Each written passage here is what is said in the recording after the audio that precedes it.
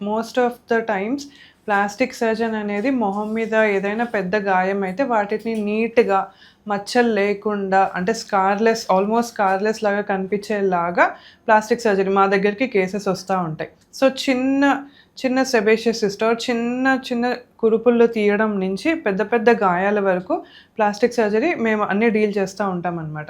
So, రీసెంట్‌గా I want to share recent case.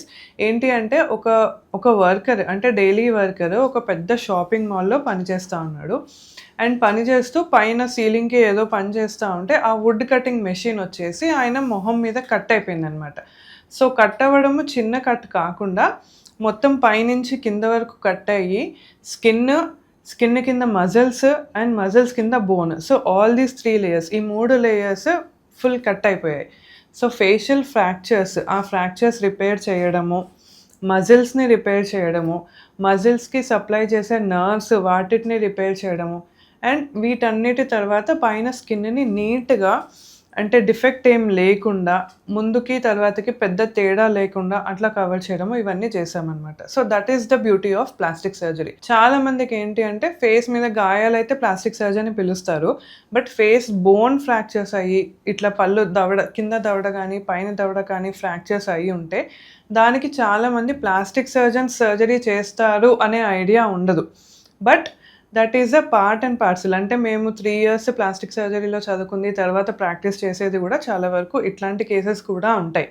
So, first and foremost thing ఏంటి అంటే first మనం పైన గాయాలు ఏమైనా అయ్యాయా అవి చూసుకొని వాటిని నీట్‌గా క్లీన్ చేసుకొని ఎక్కువ స్కార్స్ పడకుండా లేట్ అవుతున్న కొద్దీ అంటే మీరు దాన్ని నెగ్లెక్ట్ చేస్తున్న కొద్దీ ఏమైతుందంటే అక్కడున్న స్కిన్ క్వాలిటీ పాడైపోయి ఆ స్కిన్ తీసేయాల్సొస్తుంది. అప్పుడు కొంచెం పెద్ద మచ్చలు ఏర్పడతాయి. అదే మీరు ఇమ్మీడియేట్‌గా డాక్టర్ అటెన్షన్ సీక్ చేస్తే అంటే ఇమ్మీడియేట్‌గా మీరు సర్జన్ దగ్గరికి వెళ్తే మీకు రిజల్ట్ అనేది బావుంటుంది. ఎందుకంటే క్లీన్ చేసేసి కుట్లేస్తే సరిపోతుంది. ఇంకా ఎక్స్‌ట్రా స్కిన్ ఏం తీయాల్సిన అవసరం ఉండదు. దీని తర్వాత కుట్లేసిన తర్వాత మసాజ్ చేసుకోవాలి స్కార్ మీద కంపల్సరీ. ఒక 5, 6 డేస్‌లో మేము సూచర్స్ తీసేస్తాము. సూచర్స్ తీసిన తర్వాత స్కార్ మసాజ్ అనేది చాలా ఇంపార్టెంట్. దాంతో పాటు స్కార్‌ని కంపల్సరీ సన్ రేస్ నుంచి ప్రొటెక్ట్ చేయాలి. లేకపోతే పిగ్మెంటేషన్ అనేది ఎక్కువైతుంది. సో, మసాజ్‌కి మేము ఒక క్రీమ్ ఇస్తాము. దాంతో పాటు సన్ స్క్రీన్. ఈ 2 వాడితే రెగ్యులర్‌గా స్కార్స్ అనేవి చాలా నీట్‌గా ఉంటాయి. ఇది స్కిన్ వరకు. దెన్ నెక్స్ట్ కింద మజిల్ లేయర్స్ అవి ఏదైనా ఇంజ్యూరీ అయితే కరెక్ట్‌గా ఎక్కడ కట్ అయిందో ఆ మజిల్‌ని అప్రాక్సిమేట్ చేసి కుడితే ఫ్యూచర్‌లో మనకి ఫంక్షన్స్ అనేవి డిస్టర్బ్ అవ్వకుండా ఉంటాయి. ఫర్ ఎగ్జాంపుల్ మనము ఎక్కడైనా గానీ కట్ అయిందనుకోండి, ఆ మజిల్ అలానే వదిలేసామనుకోండి తర్వాత నమలడానికి ఇబ్బందయితది. అలాగే కళ్ళ చుట్టూ ఏవైనా మజిల్స్ కట్ అయిపోతే వాటిని కరెక్ట్ ఎక్కడైతే కట్ అయిందో దాన్ని కరెక్ట్‌గా అతకబెట్టాలి. లేదంటే మనకి కంటి రెప్పలు మూసుకోవడం గానీ, తెరవడం గానీ ఇబ్బందయితుంది. సో, నెక్స్ట్ మజిల్ లేయర్ అంతా నీట్‌గా కుట్టాలి. నెక్స్ట్ కింద బోన్ ఫ్రాక్చర్స్ అనేవి ఎందుకు ఇంపార్టెంట్ అంటే కొన్ని ఫ్రాక్చర్స్ అంటే మనకి దవడ ఒకవేళ విరిగినట్టయితే ఆ ఫ్రాక్చర్స్ వల్ల పళ్ళు సరిగ్గా కూర్చోవు. పళ్ళు కూర్చోకపోతే మనం ఆహారం సరిగ్గా తీసుకోలేము. అంటే ఇట్లా జావా, ఉప్మా తాగొచ్చు.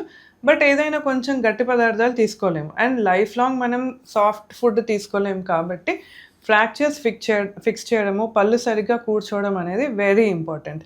అది only trained plastic surgeon in all these facial fractures ఇట్లాంటి కేసెస్ రెగ్యులర్‌గా డీల్ చేసే వాళ్ళకి this is a common case. So, అది మేము పళ్ళు కరెక్ట్‌గా కూర్చున్నాయా లేదా చూసుకొని ఫ్రాక్చర్స్‌ని ఫిక్స్ చేస్తాం. ఫ్రాక్చర్స్‌ని ఫిక్స్ చేసి తర్వాత ఫేస్ మీద ఉన్న గాయాలన్నీ నీట్‌గా సూచర్ చేసి పేషెంట్ హ్యాపీగా అండ్ లైఫ్ లాంగ్ వాళ్ళకి ఇబ్బంది లేకుండా ఫుడ్ తీసుకునేటట్టు చేస్తాం. దవడపల్లే కాకుండా మనకి వేరే ఫేస్ దగ్గర ఇంకా మిగిలిన దగ్గర ఎక్కడైనా ఫ్రాక్చర్స్ అయితే ఇబ్బందులేంటి అంటే ఫస్ట్ మనకి డిస్టార్షన్ ఉంటుంది. అంటే ఒక పక్క నార్మల్‌గా ఉన్న పక్కకి, ఫ్రాక్చర్ అయిన పక్కకి తేడా ఉంటుంది. లోపలికెళ్ళడమో లేకపోతే ఆ ఫ్రాక్చర్ అయిన సెగ్మెంట్స్ విరిగిపోయి అటు ఇటు కదిలి ఫేస్ అంతా అసిమెట్రికల్‌గా ఎగుడు దిగుడుగా కనిపియడము అట్లా అయితుంటాయి. సో, వాటిటి కోసం కంపల్సరీ ఫ్రాక్చర్స్‌ని ఫిక్స్ చేయాలి. కళ్ళ చుట్టూ ఫ్రాక్చర్స్ ఈ బోన్‌కి ఫ్రాక్చర్స్ ఏదన్నా అయితే మనకి కంటి చుట్టూ ఉండే మజిల్స్ దాంట్లో ఇరుక్కుపోయి మనం మూవ్‌మెంట్ సరిగ్గా చేయలేము. సో, కంపల్సరీ ఆ ఫ్రాక్చర్స్ కూడా ఫిక్స్ చేయాలి. ఇంకొకటి ఏంటి అంటే మనకి కొన్ని బట్రెస్‌లని ఉంటాయి. అంటే మన ఫేస్‌కి పిల్లర్స్ లాగా అవి.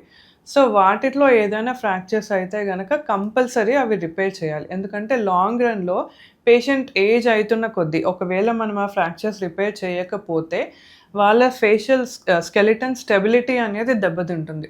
సో వాళ్ళకి తర్వాత పళ్ళు ఊడిపోవడము అండ్ ఈ జాయింట్స్ ఫేస్ హైట్ తక్కువవ్వడము ఇది చాలా కామన్‌గా చూస్తూ ఉంటాం. సో ఫేషియల్ ఫ్రాక్చర్స్‌కి plastic surgeon is the best surgeon. And వాటిని నెగ్లెక్ట్ చేయొద్దు ఎప్పుడు.